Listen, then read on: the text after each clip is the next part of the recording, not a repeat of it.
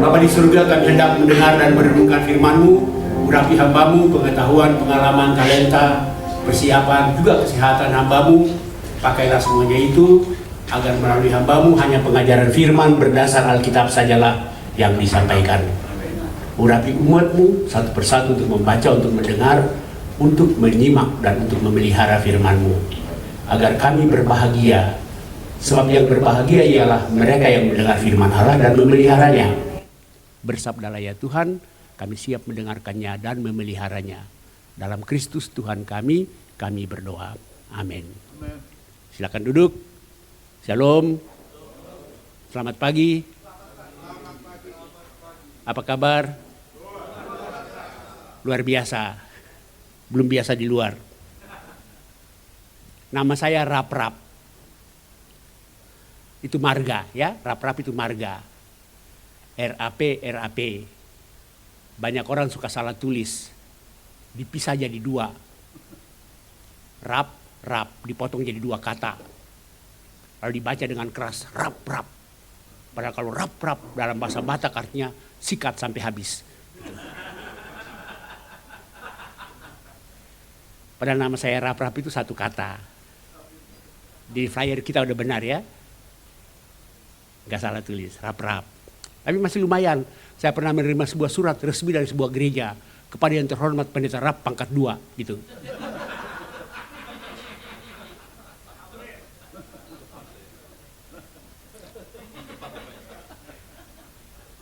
Saya pulangkan itu surat, saya tanya ini rumus kimia apa kan gitu. Nama kecil saya LZ, inisialnya LZ. L itu Luther, Z itu Zwingli. Luther, Zwingli, dua reformator gereja abad pertengahan. Bapak saya memberi nama-nama itu kepada saya tanpa bertanya apakah saya setuju dengan nama-nama itu. Karena saya lahir 31 Oktober, hari reformasi gereja. Jadi tinggal 27 hari lagi, saya ulang tahun. Tahunnya nggak usah tahu. Yang penting kadonya. Saya pendeta dari Gereja Protestan Maluku, GPM. Saya berasal dari Maluku, tapi bukan Ambonnya. Saya berasal dari satu pulau kecil di Maluku Barat Daya. Relatif lebih dekat ke Australia daripada ke Ambon. Ya, makanya waktu saya kuliah di STT Jakarta ada yang nanya, kamu dari Ambon mana? Saya jelasin, relatif lebih dekat ke Darwin di Australia daripada ke Ambon. Ada teman orang Batak nyeletuk, pantas saja kau mirip aborigin, katanya gitu.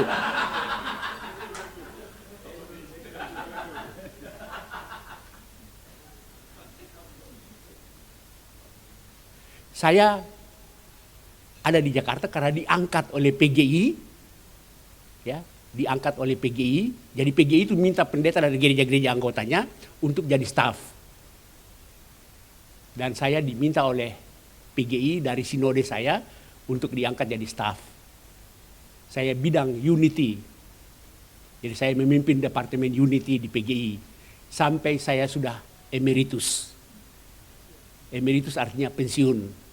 Pensiun organisasinya, jabatan pendetanya enggak gitu. Kalau enggak ngapain saya berdiri di sini gitu kan.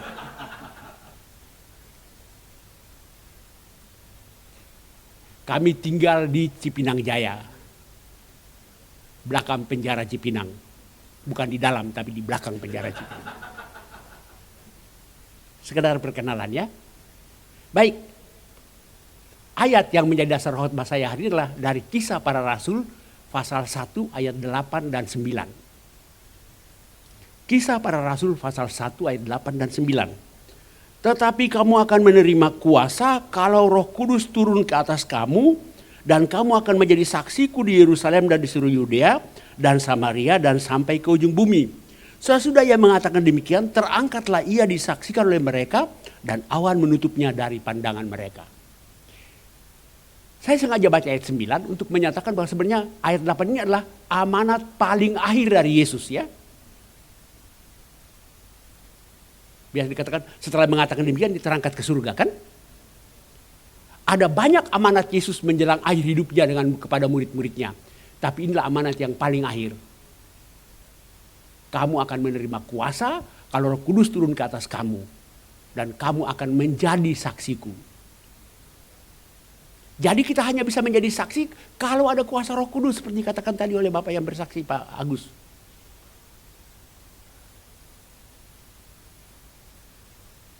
Nah, Roh Kudus memberi kita kuasa. Kata kuasa dalam bahasa Yunani ada dua. Kata yang pertama adalah exousia. Exousia, nggak usah dihafal, susah.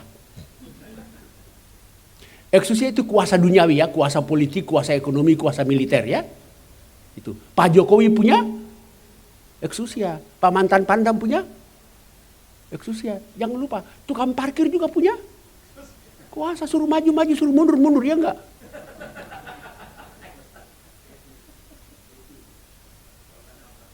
Iya. WL juga punya kuasa, suruh berdiri, suruh duduk kan gitu. MC ya, ya. Saya pernah berkhotbah di sebuah gereja. WL-nya sangat bersemangat ya. Dari awal sampai khotbah kurang lebih ada 10 nyanyian. Dan selama nyanyi itu disuruh jemaat berdiri terus. Pada nyanyian ke-5 atau ke-6 dia tanya, masih kuat berdiri? Jemaat jawab, masih. Hanya semua berdiri terus. Selesai nyanyian terakhir baru bilang, jemaat duduk Bapak Pendeta berkhotbah. Jadi saya berdiri terus, tahu nggak? Kan waktu di jemaat kan saya berdiri kan? Walaupun saya pendeta, saya tidak bisa berbuat apa-apa. Karena WL lebih berkuasa dari saya gitu. Tapi kuasa yang diberikan Roh Kudus dalam bahasa Yunani di Alkitab kita tidak pakai kata exousia. Yang dipakailah kata dinamis. Dinamis.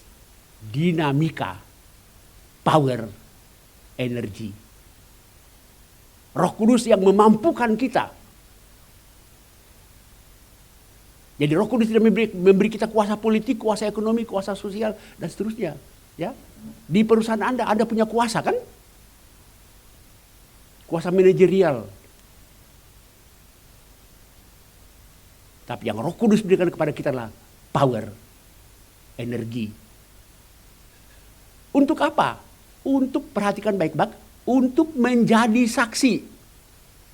Tidak dikatakan untuk bersaksi, beda. Menjadi saksi, bukan bersaksi.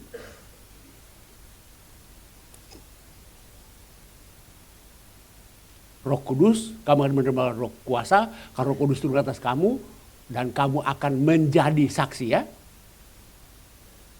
Kata menjadi, berarti ada perubahan eksistensi, ya kan? Air, dikasih teh, dikasih gula, menjadi teh manis. Kalau di Ambon tidak ada teh manis ya, teh gula. Di Ambon tidak pernah Anda kalau di Ambon tanya minta teh manis, nggak ada, teh gula. Kenapa? Karena di Ambon orang manis semua gitu.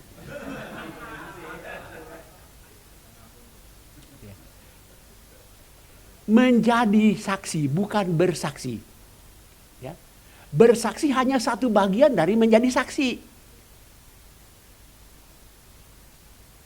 Air dikasih teh dikasih gula menjadi kan ada perubahan eksistensi ya enggak? Gini aja deh, enggak pakai deh, gini aja. Ketika saya menjadi pendeta, apakah saya hanya pendeta waktu berkhotbah? Tidak, tidur pun pendeta, dengkur pun pendeta. Pernah nggak dengar dengkur pendeta?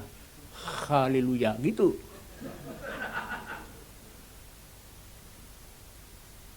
Menjadi saksi, bukan sekedar bersaksi.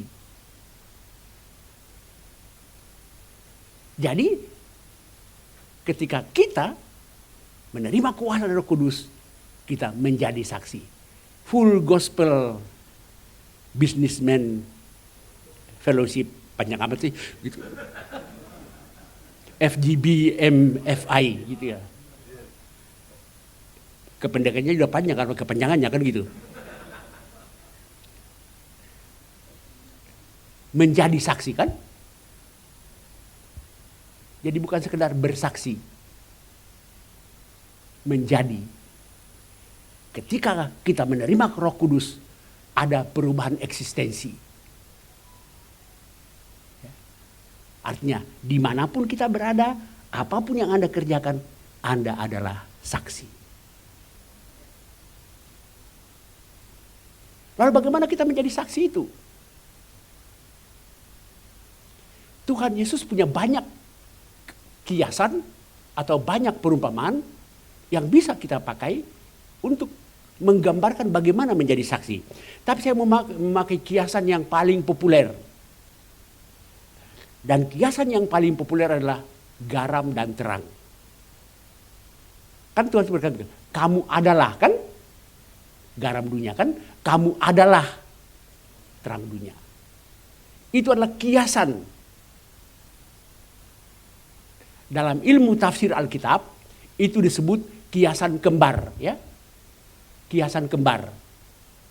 Garam dunia dan terang dunia. Kiasan kembar. Apa artinya kembar?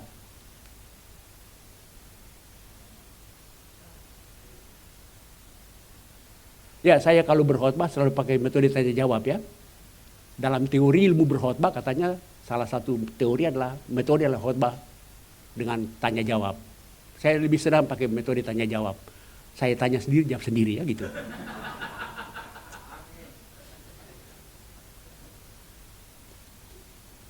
Kembar artinya ada persamaan, ada perbedaan. Itu kembar. Nah, apa persamaan garam dan terang? Apa persamaan garam dan lilin? Ya, jawab sendiri. Persamaannya adalah kedua-duanya berdampak bagi lingkungan di mana mereka ditaruh. Garam ditaruh di situ, dia mempengaruhi lingkungan itu. Lilin ditaruh di situ, dia mempengaruhi lingkungan itu. Itu persamaan dari kiasan kembar. Artinya dimanapun kita berada, kita membawa pengaruh positif bagi lingkungan di mana kita berada. Apapun dunia Anda kan, dunia bisnis, dunia militer, dunia politik, dunia ekonomi, ya, dunia olahraga, dunia selebriti. Di situ kita harus berdampak. Itu persamaan kan? Jadi ketika Tuhan mengatakan kamu adalah garam dunia, kamu adalah terang dunia, artinya dimanapun kita ada, di situ kita mempengaruhi. Kita berdampak, membawa perubahan, membawa perbaikan bagi lingkungan di mana kita berada. Dan untuk berdampak bukan soal jumlah, tapi soal mutu kan, bukan kuantitas tapi kualitas. Untuk membuat kangkung satu wajan jadi enak, ya kan? Dibutuhkan garam berapa kilo? 1 sendok kan? Sedikit tapi berdampak, ya enggak? 1 batang lilin pun sudah cukup untuk menerangi sebuah ruangan kan? Oh, bukan berarti saya tidak senang kalau orang Kristen jumlahnya mayoritas, jumlahnya bertambah, bukan. Tapi yang Tuhan maksudkan adalah supaya kita berdampak, bukan soal jumlah, tapi kita harus berkualitas. Sekarang saya tanya lagi, walaupun nanti saya jawab sendiri. Tadi persamaannya kan? Sekarang apa perbedaan garam dan lilin? Ya saya tahu itu. Jangan bang, garam bisa dimakan, lilin nggak bisa dimakan.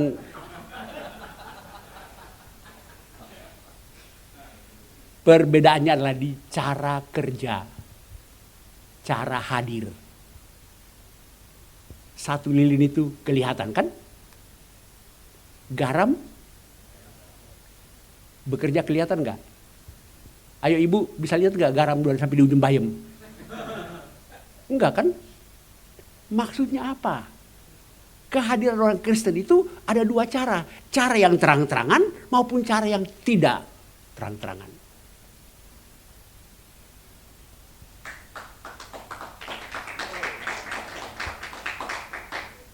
Saya mau cerita. Sekarang ini kita garam apa terang? Ayo sekarang ini.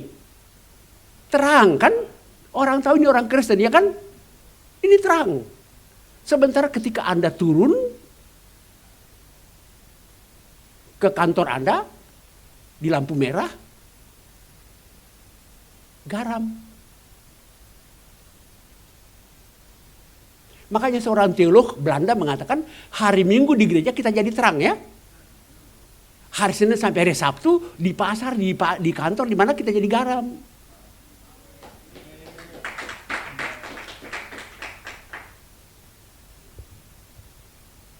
Dan ini kiasan kembar. Artinya dua-duanya harus ada. Gak boleh cuma garam doang. Gak boleh terang doang.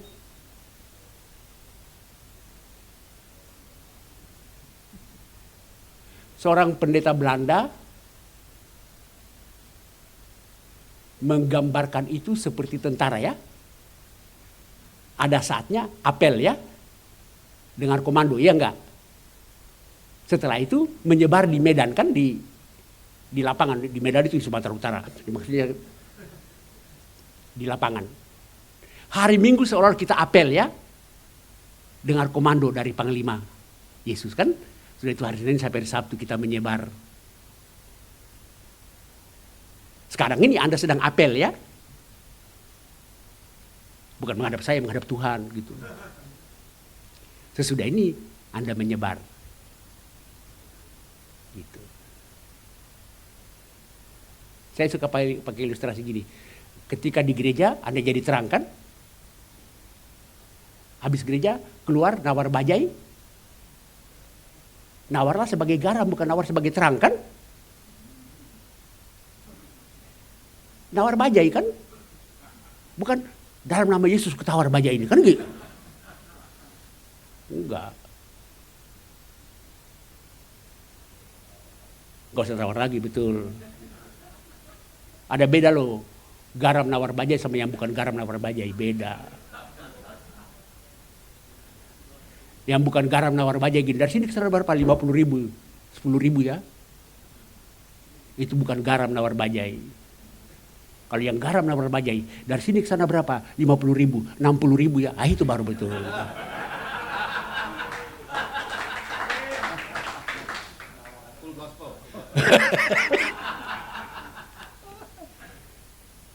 Jadi kita menjadi saksi dengan dua cara ya. Cara garam, cara terang. Jangan cuma satu cara. Cuma seringkali saya lihat banyak organisasi Kristen logonya lilin ya. Saya belum pernah lihat organisasi logonya garam ya. Mungkin garam digambar susah kali ya.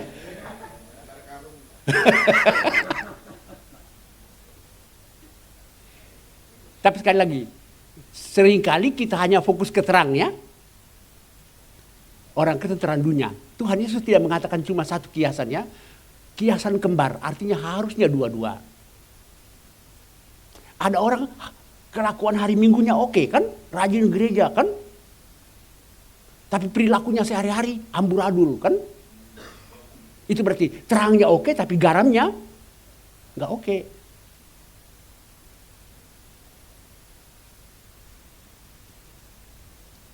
Sebaliknya, ada orang yang biar gue nggak pernah ke gereja, nggak pernah bersekutu, yang penting kelakuan gue baik-baik kan gitu. Nggak bisa. Itulah sebabnya Tuhan bilang begini, hendaknya terangmu bercahaya di depan semua orang, supaya mereka melihat perbuatanmu yang baik, lalu memuliakan Bapamu yang di surga. Garam dan terang dua-duanya oke, baru Bapa dimuliakan.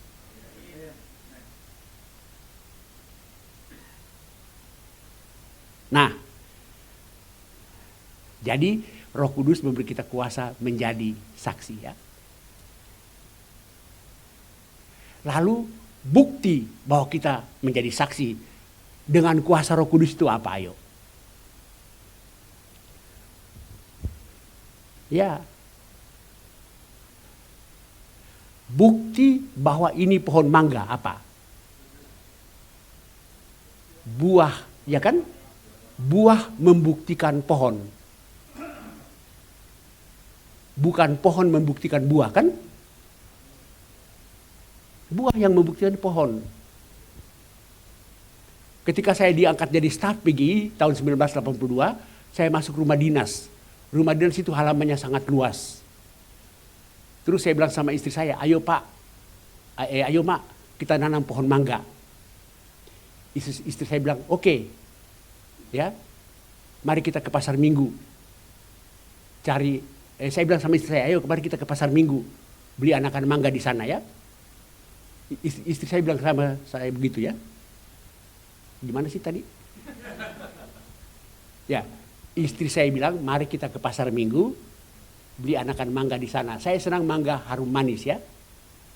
Saya bilang, jauh Mak, kita tunggu aja tukang jual keliling ya. Kalau kita beli. Istri saya tidak setuju, tapi dia simpan aja ketidaksetujuannya dalam hati. Saya ikut apa yang saya mau. Saya tanya sama tukang jualan, ini pohon apa, mangga apa? Dia bilang harum manis. Saya beli, saya tanam. Kurang lebih 3 tahun kemudian mangganya mulai berbuah. Ternyata tidak bulat tapi lonjong. Baru saya bilang, Mak, ini bukan harum manis, ini golek. Baru istri saya mengeluarkan unek-unek yang dia simpan 3 tahun. Syukurin, kan gitu. Kan Mama bilang kita ke pasar Minggu, Papa nggak mau. Kalau istri saya nggak bilang syukurin, golek juga enak kan? Tapi karena dia bilang syukurin, emosi saya tebang itu mangga. Ayo sekarang kita ke pasar Minggu. Setelah 3 tahun aja kami ke pasar Minggu juga gitu. Dan saya tanam. Dan sekarang lagi berbuah.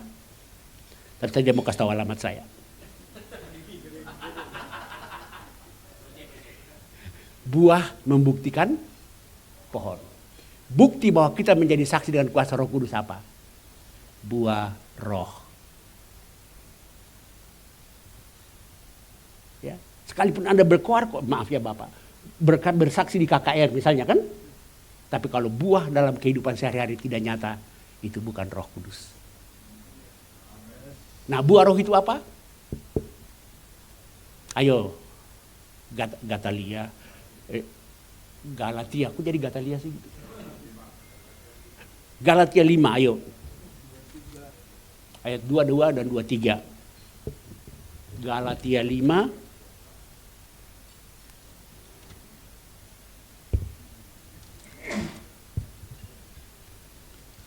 Ayat 22 dan 23.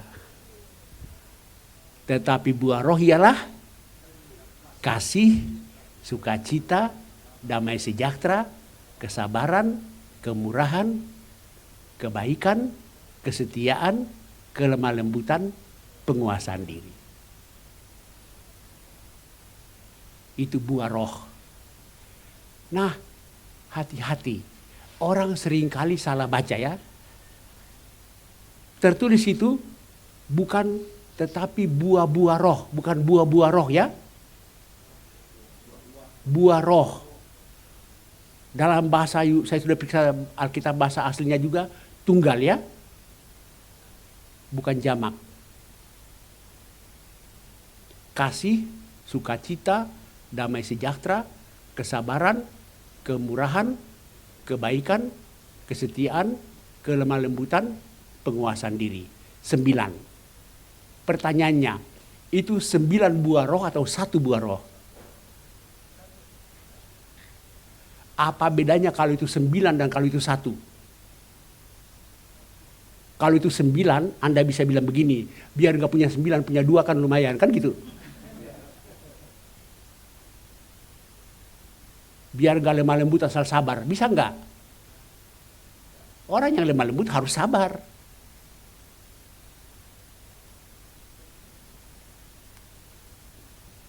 Ayo, buah pohon mangga ialah Mangga, titik.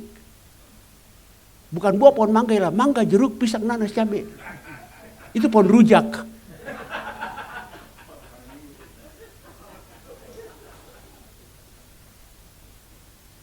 Sebenarnya buah roh ialah kasih, titik. Ya. 8 yang lain adalah ciri dari kasih.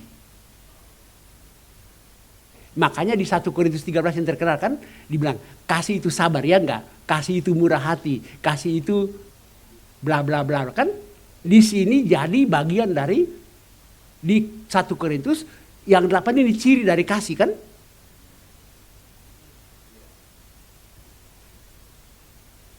Ngerti nggak sih?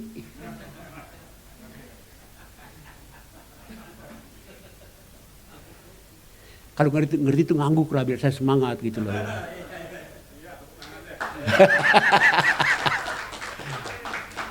Saya kalau berkhotbah selalu memperhatikan caranya jemaat mengangguk ya. Dan seumur umur jadi pendeta saya hanya menemukan 2 macam anggukan. Anggukan pertama turun naik sama mantapnya. Itu semangat saya bertambah.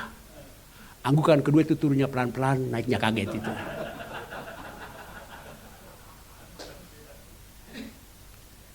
Buah membuktikan pohon ya.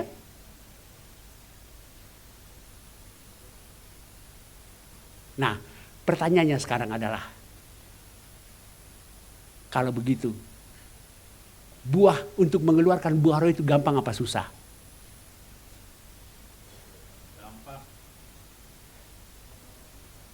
Ya, susah-susah gampang, gampang-gampang susah gitu.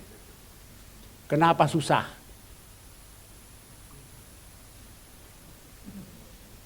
Ya, susah. Saya ganti pertanyaannya deh. Gini. Saya kadang-kadang tidak mengerti apa yang saya maksud ya gitu. Apakah orang yang punya buah mangga otomatis punya pohon mangga? Tidak kan? Bisa-bisa dibeli kan? Tapi orang yang punya pohon mangga pasti akan punya buah mangga. Karena itu kenapa susah? Susah kalau nggak punya pohonnya. Ya kan? Suruhlah pohon mangga mengeluarkan buah mangga kan? Kecil kan? Tapi suruhlah pohon pisang mengeluarkan buah mangga. Gak bisa, kecuali semangka berdaun sirih kan gitu.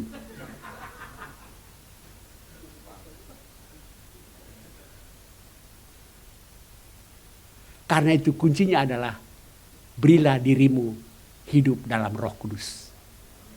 Buahnya gak usah pusing, nanti tahu-tahu orang lain yang lihat.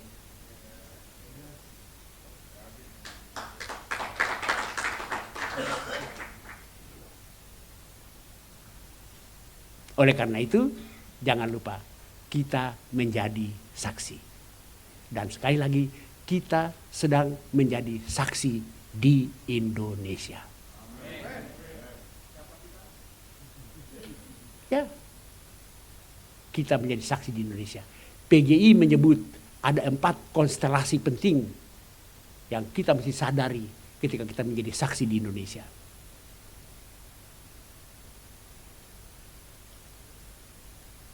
Satu, PGI bilang ketidakadilan. Kita sedang menjadi saksi di tengah-tengah ketidakadilan. Kedua, kita sedang menjadi saksi di tengah-tengah kerusakan lingkungan hidup. Ketiga, kita sedang menjadi saksi di tengah-tengah kemiskinan. Dan yang keempat, kita sedang menjadi saksi di tengah-tengah intoleransi dan radikalisme. Ketika kita menjadi saksi, marilah kita selalu memperhitungkan 4 konteks ini. Agar dimanapun kita berada, kita harus tetap adil, ya kan? Menjadi tetap adil kan? Dimanapun kita berada, kita harus selalu memperhatikan lingkungan. Dimanapun kita berada, kita selalu berjuang untuk mengatasi kemiskinan. Dan dimanapun kita berada, kita tetap bersikap toleran, dan tidak radikal. Makanya sekali lagi itu tidak mudah. Tidak mudah. Tapi kalau ada Roh Kudus, ya kan, kita akan dikasih power. Kita akan dimampukan untuk menjadi saksi. Jadi saya tutup khotbah ini dengan mengucapkan kepada saudara sekalian, selamat menjadi saksi. Sekarang ini selamat menjadi terang. Sebentar turun ke bawah, selamat menjadi garam. Amin.